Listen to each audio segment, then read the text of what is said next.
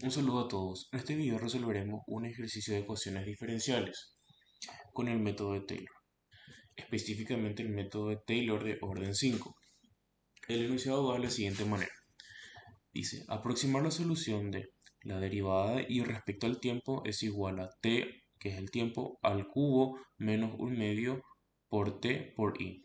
Sabemos que t está entre 0 y 10 y que i en el tiempo igual a 0 es igual a 19.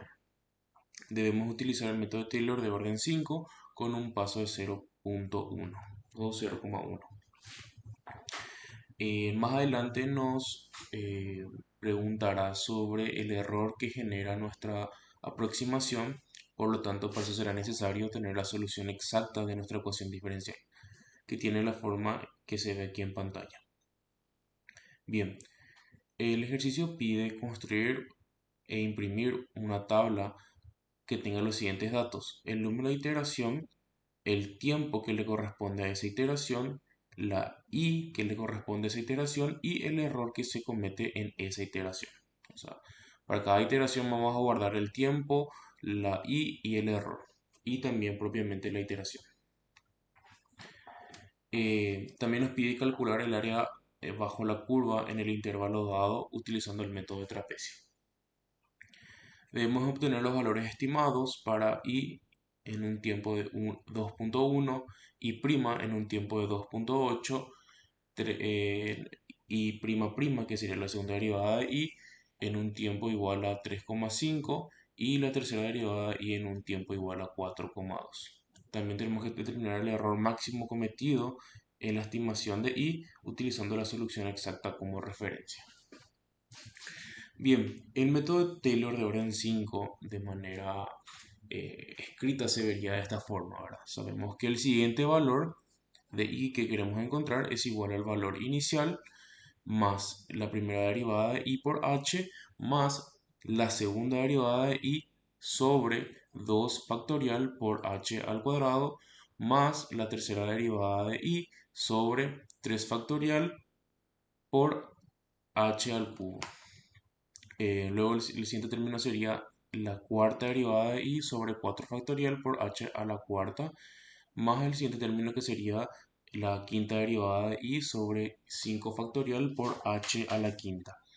Evidentemente, si o sea, podemos utilizar mayores órdenes de Taylor, simplemente hay que agregar los términos siguiendo esta sucesión y de esa forma lograríamos mayor precisión en nuestro algoritmo.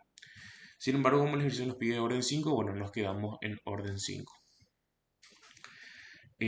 Bueno, ya iniciando la parte de resolución del ejercicio, importamos las librerías que utilizaremos, que es la librería math, la librería numpy, pandas y scipy.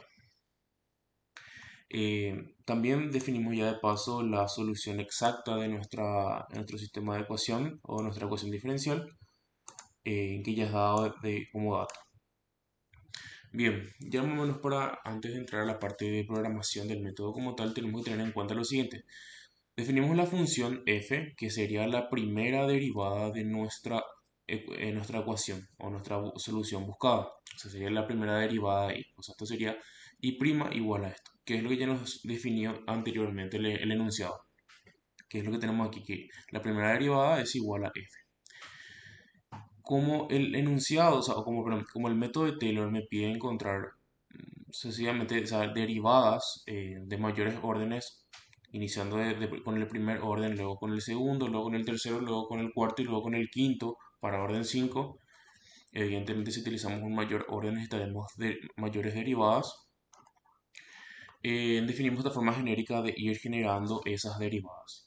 Sabemos que si yo quiero encontrar una derivada, tengo que tener la derivada anterior. Por ejemplo, si yo quiero encontrar la quinta derivada, entonces f mayúscula sería mi cuarta derivada. Entonces, para encontrar la quinta derivada, yo derivo la cuarta derivada, que es igual a la cuarta derivada respecto al tiempo, más la cuarta derivada respecto a i por i'. Y bueno, si bien f puede ir tomando valores de segunda, tercera, cuarta, quinta sexta derivada para encontrar la siguiente derivada, esta y' siempre será la primera derivada. Entonces, esta fórmula para ir encontrando genéricamente las derivadas de órdenes superiores se aplicará siempre. Bueno, ya pasando a la parte de programación, tenemos que definimos las variables t y también i como variables simbólicas. Definimos de manera simbólica la función f, que es la primera derivada, y luego definimos una lista donde en esa lista se irán almacenando las derivadas. De hecho que esta lista se llama derivadas. Entonces dentro de esta lista se irá almacenando la primera, la segunda, la tercera, la cuarta y la quinta derivada. Luego iniciamos un ciclo for que tendrá 4 iteraciones. ¿Por qué 4 iteraciones? Bueno, este ciclo for se encargará de encontrar las derivadas que me faltan. Como yo he utilizado hasta la quinta derivada y la primera derivada ya está definida, entonces me queda por definir 4 derivadas. Entonces en este ciclo for se encontrarán esas derivadas. Por eso, nada más, como nos falta 4, entonces este ciclo for hará 4 recorridos. Como les mencioné anteriormente, para encontrar una derivada siempre tenemos que tener la derivada anterior. Por ejemplo, si queremos encontrar la quinta derivada, tenemos que tener la cuarta derivada. Y ahí derivamos esa cuarta derivada para tener la quinta derivada. Bien, entonces, decimos que necesitamos la anterior derivada para encontrar la nueva derivada. Y siempre la anterior derivada va a ser la última derivada encontrada. Entonces, defino la nueva derivada y derivo la anterior derivada que teníamos, ¿ok? Aplicando esta fórmula que es la que definimos aquí a través de la librería SciPy. Y luego agrego esa derivada que se acaba de encontrar en esta línea. Entonces agrego a la lista de derivadas esa nueva derivada. Luego en este bloque, en este ciclo for, imprimo de forma simbólica o la expresión literal de nuestras derivadas. Entonces voy en este ciclo for voy imprimiendo cada una de las derivadas que encontré. Entonces vemos que ya esta sería la cuarta derivada, esto sería la quinta derivada y así. Ya ahora pasamos a la implementación del método de Taylor de orden 5. Para eso utilizamos la rutina 21, específicamente la manual. Bien, si bien ya tenemos ya definidas de forma literal o de forma simbólica nuestras derivadas, tenemos que convertir esas derivadas en función. Entonces eso lo hacemos a través de este código. Entonces esa lista que era que almacenaba las derivadas, que realmente guardaba valores, o sea, guardaba las derivadas propiamente, pero si bien la forma en la que el Python interpretaba esas derivadas como una expresión, no como una función como tal. Y bueno, gracias a esta línea de código, esas expresiones convertimos a funciones. Y luego ya pasamos a proceder a preparar los valores iniciales para aplicar el método de Taylor. Definimos el paso, le definimos el valor de t inicial, el valor de i inicial y la cantidad de iteraciones que tendrá que hacer para encontrar todos los valores pedidos.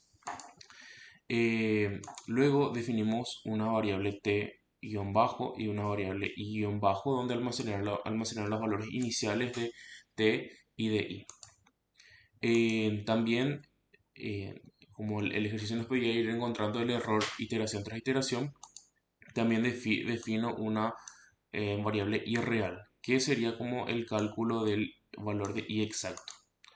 Entonces también ya luego de haber calculado la i real o la i exacta, vamos a decirle, calculo el error, que sería el valor de i estimado menos el valor de i exacto. Y eso yo lo guardo en forma de lista en otra lista registros. Este registro es una lista que almacena listas. Esa lista que almacena sería como la lista que nos pedía crear, como en forma de tabla. De hecho, si nos vamos al enunciado, veíamos que nos pedía crear una tabla que almacene estos datos. Entonces, si nos vamos de vuelta a la parte del código, vemos que primero almacena 0 porque esta es como un valor ya dado, sería la iteración número 0.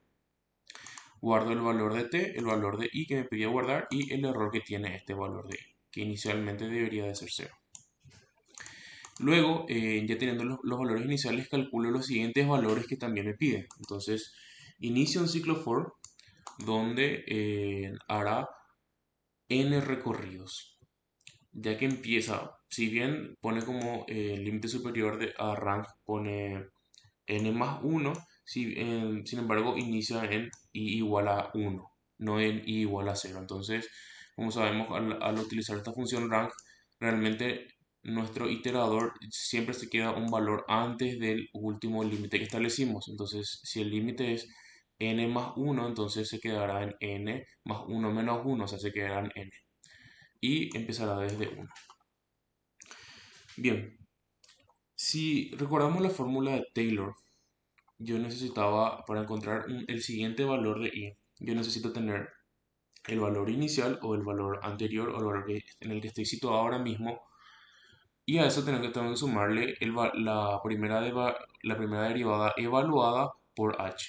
Y luego tengo que aplicar, ir sumando los términos de Taylor, eh, donde se utiliza la segunda derivada, la tercera derivada, la cuarta derivada y la quinta derivada.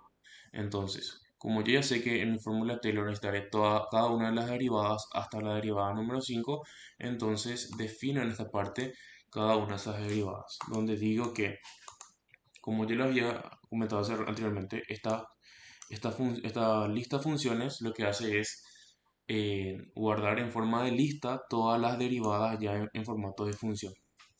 Entonces yo lo que le digo es que él utilice la primera función, que sería la primera derivada, y lo evalúe con el valor de t y con el valor de i, que inicialmente empiezan los valores ya dados o los valores iniciales.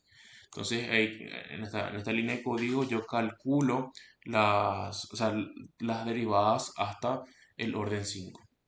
Y ahí ya puedo calcular el siguiente valor de i, que sería aplicando esta fórmula que está aquí, que sería el valor inicial de i más la primera derivada por h más la segunda derivada, que es lo que calculamos aquí, por h elevado al cuadrado sobre 2 factorial. Luego le sumo también la tercera derivada que fue calculado aquí, elevado al cubo sobre 3 factorial.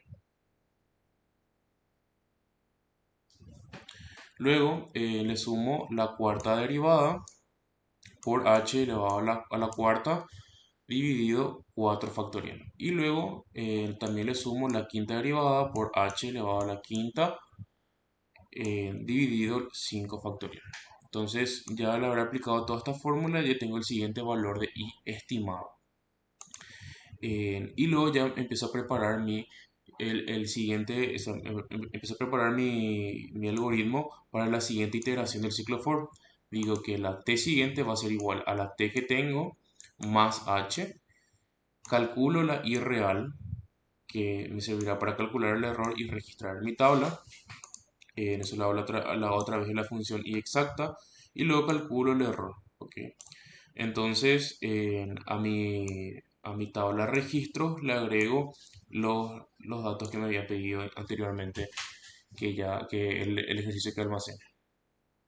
Luego digo que la t guión bajo, que sería la t inicial para el siguiente ciclo for, es igual a la siguiente t, y la i guión bajo es igual a la siguiente t. Ok, entonces, si bien ahora, o sea, en el fin de la primera iteración, y siguiente sería el siguiente valor de la i, el siguiente valor de la i, en la siguiente iteración sería como el valor inicial realmente para poder encontrar el siguiente valor otra vez. Entonces, básicamente lo que hago acá es preparar mis valores de t y de i para la siguiente iteración. Entonces, al final de todo este código, yo sé que en la tabla registros o en la lista registros se han almacenado todos los datos.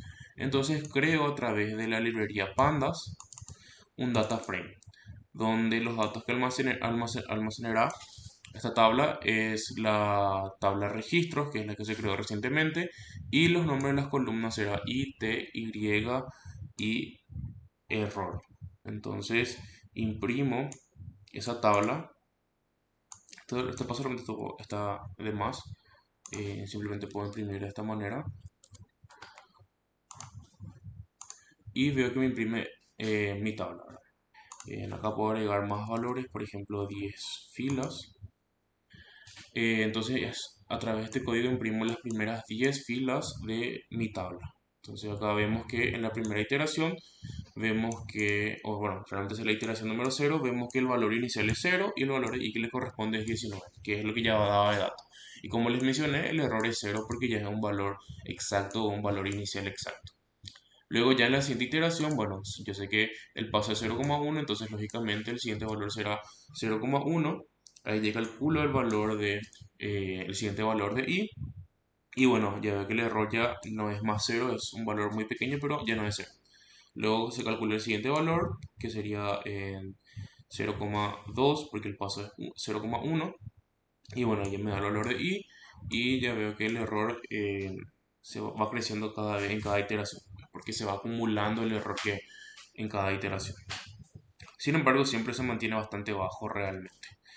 Este error va a ir disminuyendo a medida que consideremos más términos en mi orden de Taylor. O sea que si, por ejemplo, hago un Taylor de orden 6, el error será menor a este error que tenemos aquí.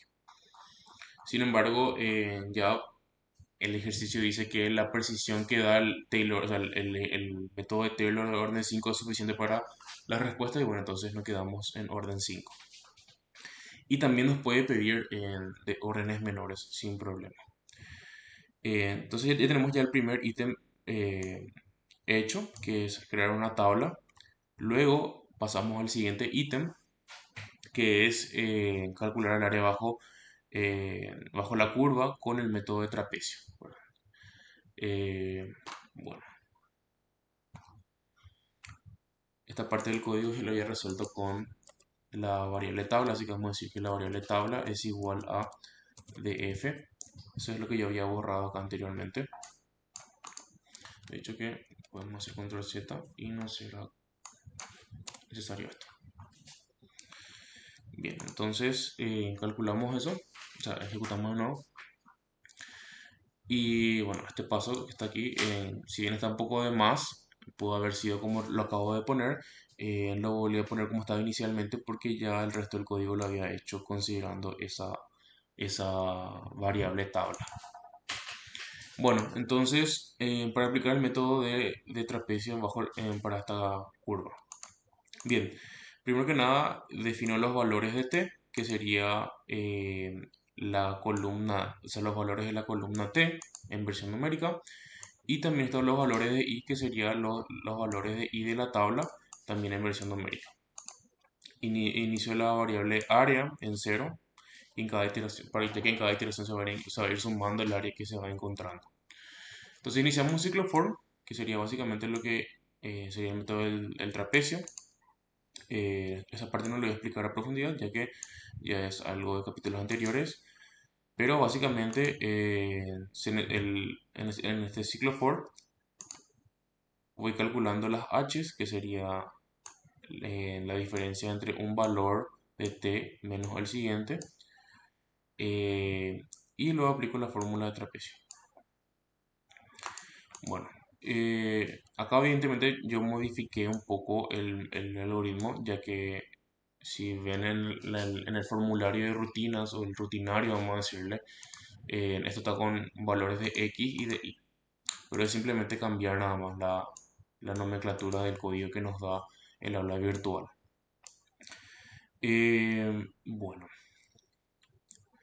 entonces imprimimos el área y vemos que el área es 634 unidades cuadradas.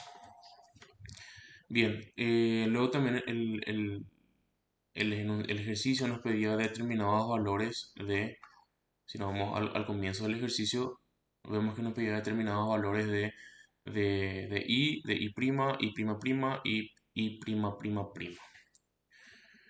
Eh, bueno, entonces nos vamos a esa parte. Y bueno, como nuestro ejercicio, o sea, como nuestra tabla tiene como llave o como, sí, como idea, vamos a decirle, el número de iteración, tenemos que relacionar de alguna forma el tiempo con el número de iteración que le corresponde. Y como el paso es 0,1, yo sé que si el tiempo es 2,1, el número de iteración que le va a corresponder es de 21. Si el tiempo es 2,8, el número de iteración que le va a corresponder va a ser 28. Y así con los demás valores. Básicamente se multiplica por 10 el tiempo por tener el número de iteraciones. ¿Esto siempre es así? No, no siempre va a ser así. La relación entre la iteración y el tiempo, o la relación entre la iteración y la t, o el tiempo, la relación entre la iteración y la x de forma genérica, no siempre va a ser multiplicar por 10 nada más el valor de x o el valor de t o el valor del tiempo. Depende del paso realmente para saber cómo es la relación como tal. Pero bueno, en este caso es sencillo. Quizás en otro ejercicio se complique más, pero siempre va a haber una relación. Entonces, defino esos IDs. El ID número 21 es igual a 21, el ID número 28 es igual a 28 y así. Y luego almaceno las filas que le corresponden a esos IDs. Entonces, en cada una de estas filas o cada una de estas variables está almacenada tanto el número de iteración, el tiempo, la i y el error. ¿Por qué? Porque él agarra toda la fila completa. Y luego yo recién agarro y digo que, bueno, la i para 21 es igual a la fila 21, pero en la columna i. O sea, de toda la fila que yo agarré aquí, solamente me quedo con la i. Eh, luego, para calcular la segunda derivada, o sea, sí, la segunda derivada en 2,8 segundos o 2,8 de tiempo, veo que es d1, sería como que la segunda derivada realmente sería la primera derivada de i', perdón, sí, esta realmente sería la primera derivada. Y digo que como es la primera derivada, agarro la lista func, que como recordaremos guarda todas las derivadas, y agarro el primer valor que es la primera derivada. Entonces esa primera derivada yo lo evalúo en el tiempo t y el, la i también y, que está guardada acá, que le corresponde a esa fila. Repito. Como me interesa la primera derivada en el segundo 2,8, agarro de mi lista de derivadas, elijo la primera a través de este índice y luego lo evalúo en el tiempo que le corresponde a esa fila y luego en la i que le corresponde a esa fila. ¿Ok? Luego, lo mismo con la segunda derivada en el segundo o en el tiempo t de 3,5. Como a mí me interesa la segunda derivada, yo agarro el segundo elemento de mi lista de derivadas y lo evalúo en el tiempo que le corresponde a esa fila y también con la i que le corresponde a esa fila. Y lo mismo con la tercera derivada de 4,2. Como es la tercera derivada, agarro el tercer elemento de mi lista de derivadas y lo evalúo en el tiempo que está en esa fila y en la i que está en esa fila. Luego, como me pide encontrar el error máximo, lo que agarro es, le aplico punto max a la columna de error. Entonces lo que me hace este comando es individualizar el máximo valor de esta columna. ¿Ok? Y finalmente lo imprimo. Imprimo todo esto. Ya que se almacenaron todas estas variables, imprimo estas variables y ya puedo dar como resuelto el problema. Si se fijan, el error siempre va siendo bastante chico realmente, por lo tanto él se puede considerar cero al final o hasta el sexto decimal es igual a cero. Entonces por eso vemos acá que el error es cero. Y eso básicamente. Gracias por escucharme.